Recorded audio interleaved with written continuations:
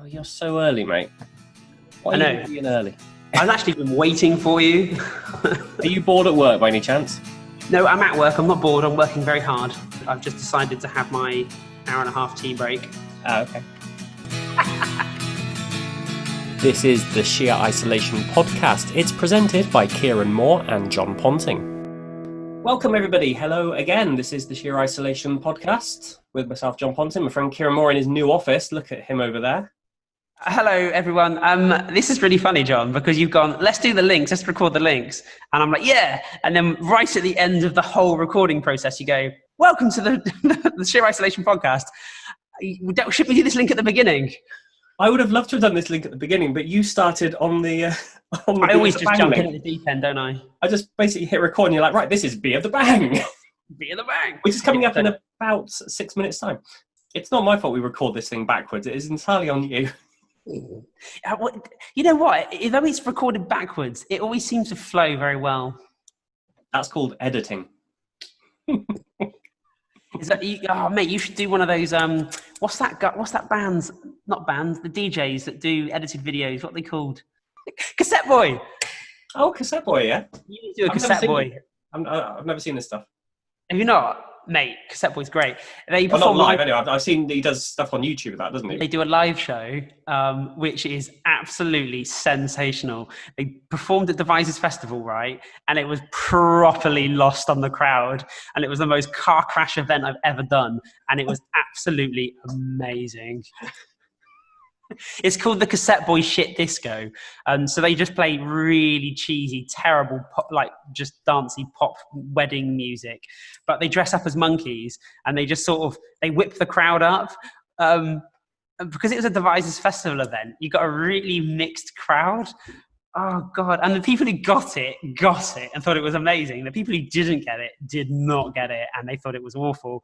And it was just the best event. It was so much fun. Anyway, you should do a Cassette Boy. I pretty much do every week talking to you and having to splice it all together. Yeah, well, now splice it so I'm saying something really inappropriate. Trump, the Seychelles, Boris, tax avoidance, stapler, bums. I was not expecting that. Yeah, great.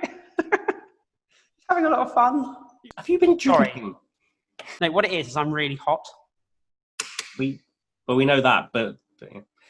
And by hot, I don't mean fine piece of ass. We need to talk about our guest who's coming up later in the show, Courtney Brock. Amazing photographer. Fanzine writer, and general music scene mover and shaker. She's part of the wider scene that I see myself and Sheer Music that sits within. She's we'll talk about it in the interview, but the sort of the fabric, the glue that sort of holds each other together. And there's always people. We're all connected by people. And she's one of those lovely people that I've got loads of connections with. Right. Now I'm going to really heavily edit into the thing you were talking about earlier on with Steve Skinley and Be of the Bang. Let's heavily edit then. Yeah, so Steve Skinley actually is really nice because at the end of every show we say get in contact with us and we'll play your song, basically, send us some music. And I did a little bit of push on that recently, just sharing it in a few groups saying send us some music, and he popped up straight away. He had a new video ready to roll. He shared it with us. I listened to it and I thought, this is fun. I really enjoyed it. It's slightly electro poppy.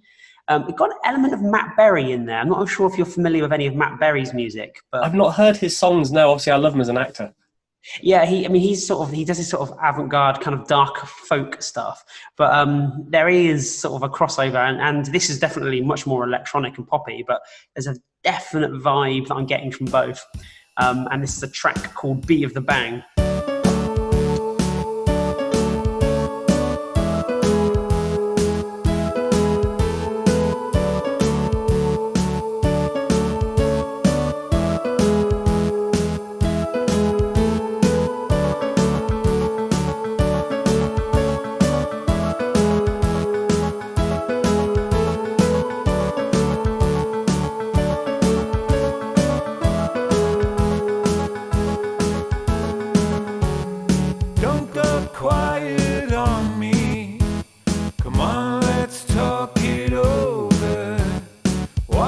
still breath in our lungs.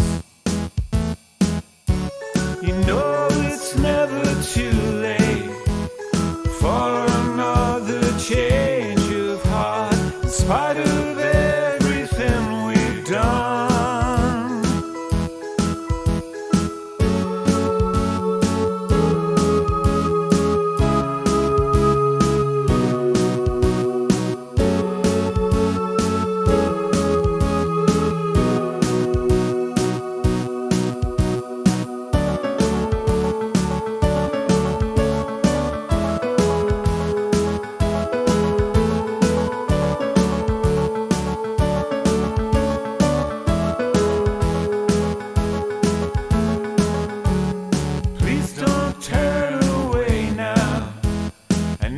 See your face once more before the barriers come down.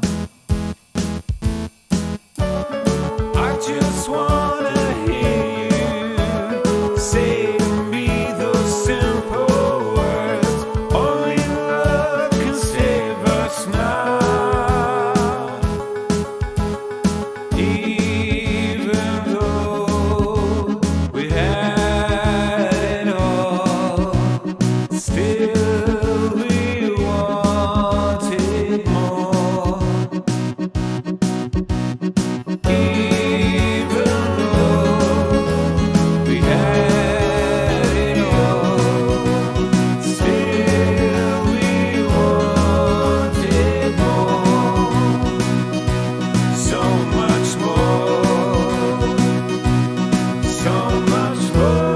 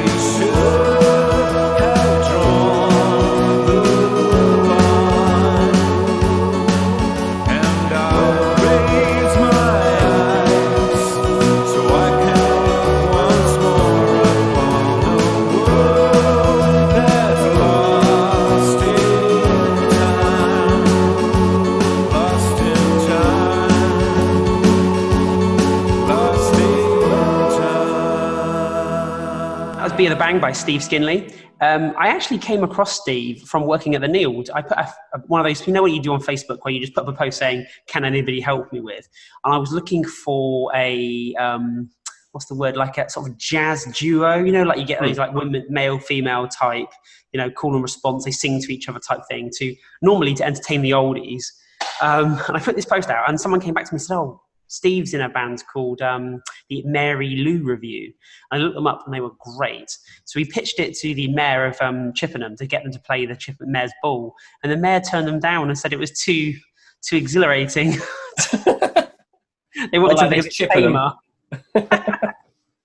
So yeah, that did not happen. But I've always wanted to see him perform and like be involved with him because he's a really nice guy and what he does really well. You need to tell us about your office because it looks quite plain behind. White walls, a red square. It needs a bit of life to it. It's a bit empty, a bit barren. Well, now funny you should mention life. That's what this is. I thought that was your product placement. No, well this is that was my product placement. This is a bit of life. So this is when Ash played for me and my boy Rob at Hit or Miss in Frome. And I've got it framed on my wall as a constant reminder of how great the things you could achieve are. I always try and emulate this gig. But what it's not doing is absorbing all that noise. No, you do have an echoey room. But I do. But okay, seeming as you've mentioned it, let's plow right into the depths of this. Product placement. So we've got, these are not new purchases, these are old. These are Ben Marwood EPs from when he was knee-high to a grasshopper. And why they're interesting is because I don't know if it's intentional, but Ben obviously doesn't he doesn't play the songs live anymore, and I don't think he is particularly keen on them as like his releases. So if you look on his Wikipedia, on his Discogs, on whatever, there's no reference to them. So I spent the last 2 days scanning all the sleeves, updating all the metadata onto Discogs. So if you go onto Discogs now, you've got the artwork, the track listing, all the information. Same with his Wikipedia, it's all on there. Have you been bored? You're just winding Marwood up. I'm not winding him up. He's taken it off for a reason, hasn't he? No, he never took it off because it kind of pre-existed Wikipedia and all those things. These were in the days of MySpace, mate. Now, it is time for us to go over to our interview for this week. So, as we mentioned earlier on, we've got Courtney Brock, who is the creator of Spilt Milk. It's not an online, well, I suppose it is an online publication, but she also does a print version as well, which it looks at it's basically all of your ramblings with some really nice photography and a few more interviews and done professionally. Yeah, absolutely. It's all of that, but refined. I think she lives in Cirencester as well, so I think she's genuinely local as well. And it's nice to have somebody that's not just in Swindon. Sorry about that. So that was a sneeze. I was not expecting that. My eyes water. You're impossible today. Let's just start the interview. You know what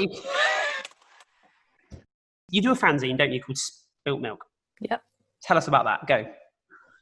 So Spilt Milk, I started it because being a music photographer, I couldn't get into shows without any accreditation. So I was like, I'll make my own then. And I sort of teamed up with a couple of other people. There were 3 of us to start with. And it's just grown from there, really. It's my little passion project. It's my baby. So yeah. That is, in a nutshell, what I think that is absolutely fantastic. You had a dream to be a photographer. You wanted to achieve it. No one's given you the breaks. So you've gone, fuck it, I'll make my own magazine. All of a sudden you've got the outlet and people are taking you seriously. That is sensational and I absolutely love it. How fantastic is that? Yeah, it's good fun. Yeah, so the photography came first. Yeah, so I've wanted to be a photographer since I was 14.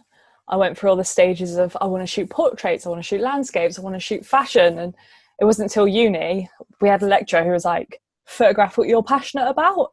For ages, I was like, oh, I don't know what I want to do. And then I thought, well, I'm at these gigs anyway. And it kind of made sense. It was almost like once I decided to start shooting gigs, everything fell into place for me. I was like, this is what I should be doing. So that's all I've done since. It's worked out quite well for you because you shoot trees, don't you? Yeah, well, I did trees with All Ears About last year. Yeah. And I've got in just as press a couple of times. So fingers crossed. I was hoping to get in this year as a photographer, but obviously pandemic happened, ruined everything. But yeah. Well, fingers crossed for next year. Obviously, John and I will be at it next year. I will undoubtedly see you at some point and give you a little wave.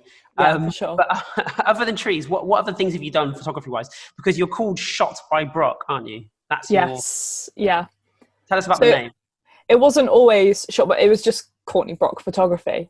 And I went on my first tour of a band from Gloucester called LSR, and my name just became Brock. I wasn't known as anything else. And then it kind of just stuck. And every band I work with, it's like, oh yeah, it's Brock. So I was like, that's how people know me. That's sort of become my brand now in a way. And it just so happens that like you go to a show and we do shots before a gig and it's like, oh, shots with Brock. And it just kind of developed from there. So I know you said about you set up Spilt Milk because you wanted the accreditation and to become a photographer, but then what happens then? Do you just sit in your bedroom and just write a few articles and then send it to friends and then it grew? How did that happen?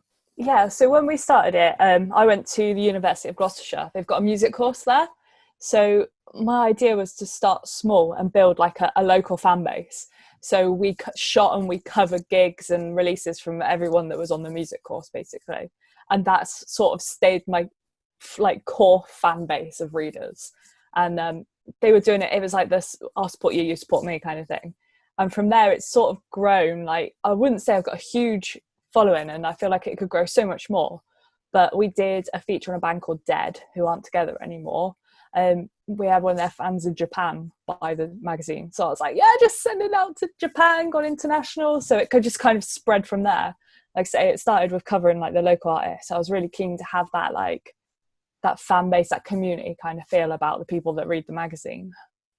And what kind of contents do you have in the magazine? Obviously, it is about the music scene, but is it big reviewing? Is it new releases? Is it everything, interviews? Yeah, it's basically everything. It's usually kind of sticks to the main kind of flow of having like a feature band, like a main band that I want to sort of introduce, and I'll do an interview and things with them. Go and cover shows. We do live reviews, review releases, review albums and singles, like anything that people send my way. I review stuff that I like, so I wouldn't bother writing a bad review because it's like I want people to like what they read.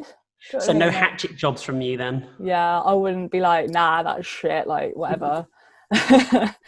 So yeah, I think that kind of comes with the passion thing as well. Like if I'm really into a track or an artist, like I want to share that rather than go and knock someone down and be like, yeah, that's not my thing. Might be someone else's thing. So what's content in the current edition? What bands have you got featured? So I can't even remember now. It's one of those things you finish and you go, yeah, it's done, gone. So we spoke to a band called Glass Heart, who are from Wales. Pretty good. They I met everything's through All Is Avow. I met them at an All Is Avow show. I did interviews with Lucas from Hold an Absence because it was sort of really lockdown based. So I wanted to get different opinions from people in the industry about lockdown and such. So yeah, it was Lucas from Hold an Absence, Dan Young from October Drift, and then Teresa Jarvis from Yonica. That was cool because I think she's amazing. I'm not familiar, so I'll have to look that up later. Check them out. They're fantastic. So good. What would you say are your big successes so far? What are the most significant things you've done? It's been a bit of a weird kind of journey in the way that I only started shooting music at uni, which I mean, that was like 4 years ago now. But I think doing Spilt Milk, I kind of took like a bit of an unconventional route because I've shot for sort of smaller online magazines. I shot for Punktastic and it's all cool. And I shot, I think they were called Gig View. I shot Yumi at 6, which was like a big achievement for me because I loved them growing up. But because I always had Spilt Milk going on, it was like, I want to do this for like my thing, not other people's. So in a way, I think every time that Spilt Milk gets like another signed artist on the cover, or we get another press pass to a bigger show, like that feels like an achievement because it's not something that I set up going, right, I'm going to create this magazine and it's going to become the biggest thing in the world. It was, like I say, I want to shoot shows and this is my way in. So whenever that grows, it kind of surprises me, it catches me off guard a little bit because I'm like, oh, that's just that thing I do in my bedroom that my mum thinks is cool.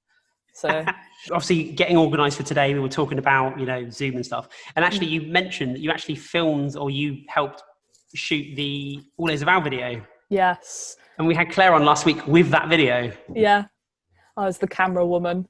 Claire's the brains behind it generally, and I sort of helped to realise that vision. You always need people to help you realise visions. I need it all the time. John pretty much does everything here. It's not me. I just chat. He then goes away and makes it look great. Well, that bit is true. You do chat, yeah. Yes, I do chat. It's the best thing. So, Brock, how many editions of the magazine have you done? I lost count, to be fair. Probably between 20 and 30. Okay. There was a point where it was monthly, and then it sort of got a bit much, and it was every 2 months. And then I had some time, like I took a step back from it for a little bit, just a few months, because I went through a stage with really bad depression, and I was like, right, cut all the stress out. Yeah. And even though it's my love, it was like it's too much to try and do. So I kind of took a break from it, and that's when I came back and I was like, right, rebrand, change. I mean, I was working on developing the layout. Like every issue I do, I get like a different vibe for it. But I was like, let's change everything. Let's start again, like fresh. So now it's sort of like a now and then issue. So I got to about maybe 23 when I stopped counting, and I've done a few since. What are the plans then? What have you got next? I know there's nothing going on right now, but have you got anything that you can look forward to? Because obviously the magazine I assume, can just be produced as and when, can't it? It can still happen now. Yeah, so I've done 2 issues of the magazine during lockdown, because now's like a time people are writing, there are people putting stuff out there, so it's why not connect with it while it's there. Like So as far as the magazine, I don't know, it just depends what comes up, especially like this week with like Q magazine sort of releasing their last issue and everything. It's like, where does that leave music journalism in terms of magazines? I don't really know. So I feel like Spilt Milk could try and find a way to like go beyond that. I mean, we do like the online issues and stuff, so maybe there's something there. So yeah, in terms of the magazine, I don't have any plans. Just wing it every time. Doing it and yeah, seeing where it takes you. You did field my the question I was going to ask you just about Q magazine, because I suppose you've got the benefit that you do it all yourself. You don't have those definite times you have to have a release. You can do it as and when. You know, if I haven't released anything, I'll have like, oh, what's happened to Spilt Milk? Are you still doing it? Because people love it. But I think because it's such a community kind of feel, it's not like okay, yeah, where's our magazine? Or you didn't release last month, so we don't care. It's like almost like that excitement when it is out. So that has been fine. And I did have like a better reaction to the last one than I thought, because I thought after it being quiet and there being no shows, like literally when I was designing it, I was like, there's no photos. This is weird, because I'm obviously being photographer based. I just stick pictures everywhere. So I actually showed it to my son. My son's doing like art and graphic design at Bath College, and I showed it to my son, and he really liked it. Oh, that's so cool. Yeah. So my brother did graphic design at college, and when I bought out the first issue, I wanted it to look alternative. So I had like the writing upside down. I had photos that were like blurry, and he was like, "Oh, I hate it because it was so unconventional." So I'm glad that some people like it. Obviously, you mentioned Q a minute ago. I know that Mojo is up for sale as well. So if they don't get a buyer, they may well go to the wall as well. And I know you're saying just then, like, what's the future for print media? I personally feel like people are getting down to that point where they like supporting other people's art, other people's creation. If there was a music blog specifically about Bristol, those Bristol magazines seem to do quite well, like Stereo, because they're uber focused. So, and you do a similar thing because it's kind of this general southwest area again. Yeah. Everything Gied Around All Ears About, they're part of what we do. We're all kind of connected, and it helps keep that scene really alive. I work obviously with All Ears About as their photographer, go on tour. That's like a different band every night that they're supporting, who are part of that scene. And literally anyone I meet in the music industry, I'm like in the southwest, I'm like, do you know Jake Wilcock? They're all like, yeah. I'm like, cool, I'm his photographer, sort of thing. So I think Spilt Milk kind of does have that, like I wanted it to have that community feel, like everyone that's in that magazine is my mate. So to introduce your song, who have you chosen this week? I have chosen October Drift, and the track is Forever Whatever. Why this track? It's sick. Sick. Because I wasn't allowed All Ears About. No, it's I really like them. They put out the debut band album a couple of months ago, and they've just got like they're really energetic live. And that energy kind of sits in their music as well for me. It's a bit alternative. It does kind of have a lot of influences you can hear in it from like older times. My dad loves Echo and the Bunnymen, and I can hear that in their album. Just finally, how can people get hold of Spilt Milk? Where do they go to find it? To go to our website, which is spiltmilkmag.co.uk. It's got a couple of the older issues on you can read online. The last one I did to raise money for the NHS. So there is still an option there to donate or buy the magazine for £5.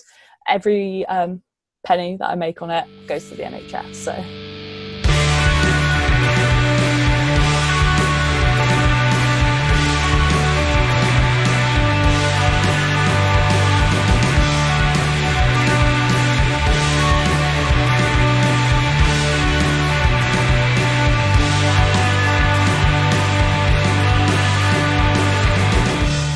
It's incomplete, so hard to see from every side. I wriggle free, trying to keep retreating justified. Blue eyes blur, I never heard you say goodbye. So take a turn, every word lost to the night. Shoestring holds our lives together, forever and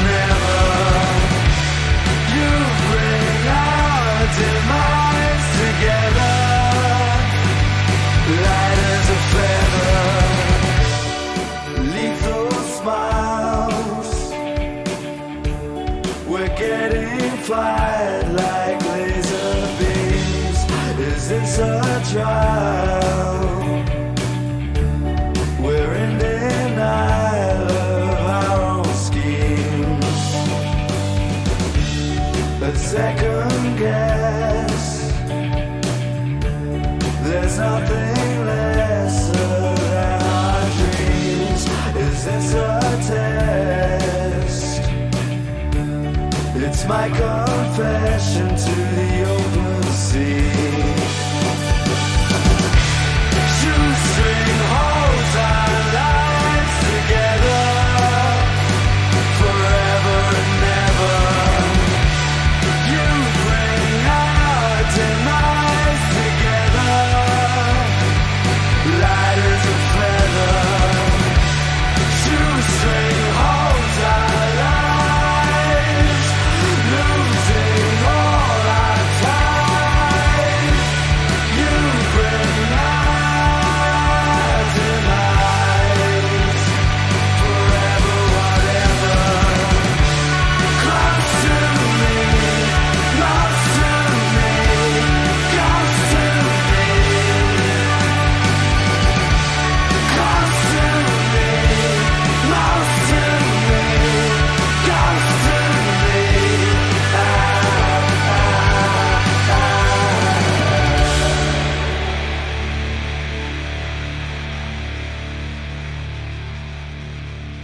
So that track was October Drift. The track was called Forever Whatever. It's not a band I'm familiar with, but yeah, it's an absolute tune. No, it's not. I'm not familiar. Well, I'm familiar with the name more than the music. But yeah, they've got that kind of.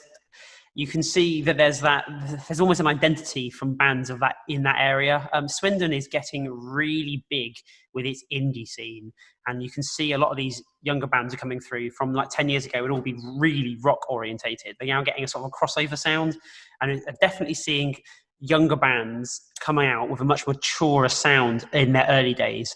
And I think there's loads of reasons for that, but mainly college, access to recording equipment, etc., of opportunities. And the internet lasts forever. So if you release something that you're not happy with, you can't really delete it. So everybody puts out stuff that generally is a really high standard. Right, if anybody wants to get in touch, our email address is sheerisolation@gmail.com. We have had tons of emails come in, Kieran, so I hope you're keeping on top of those, because I'm kind of leaving it to you. I'm keeping on top of them tonight. Good. I'll let you do that tonight then. Have we had any news in the last week, Kieran, about any things opening up? I did have a quick look earlier on, but it seems like all our venues are still very much closed and still very much closed. So we had the news I think it was Friday last week. All venues can open from the 1st of August. But will they? If not in their right minds, they won't, no. But venues can open. So, great. Again, the official line from Music Venues Trust, MVT, is to act sensibly, don't put people at risk, make sure you've got your COVID things in place. If necessary, speak to your local council, make sure they vetted the venue, that sort of thing. But basically, in a nutshell, giving you, what was that, like 2 weeks notice before you can open?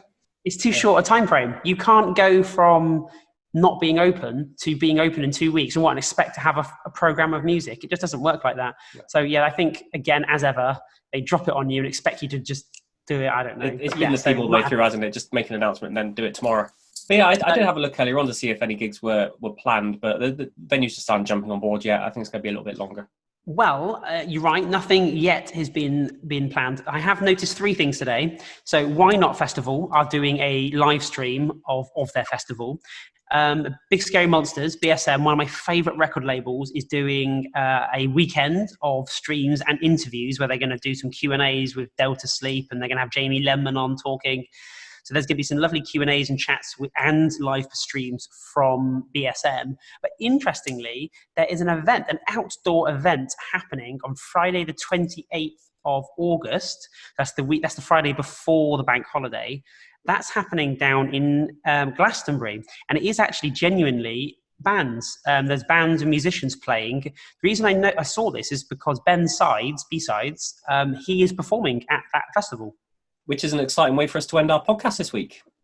It is. It's a positive note. Hey! Indeed. Thank you for sparing me half hour of your time, Kieran. Always a pleasure. Never a chore. We'll be back. Have we got a guest next week?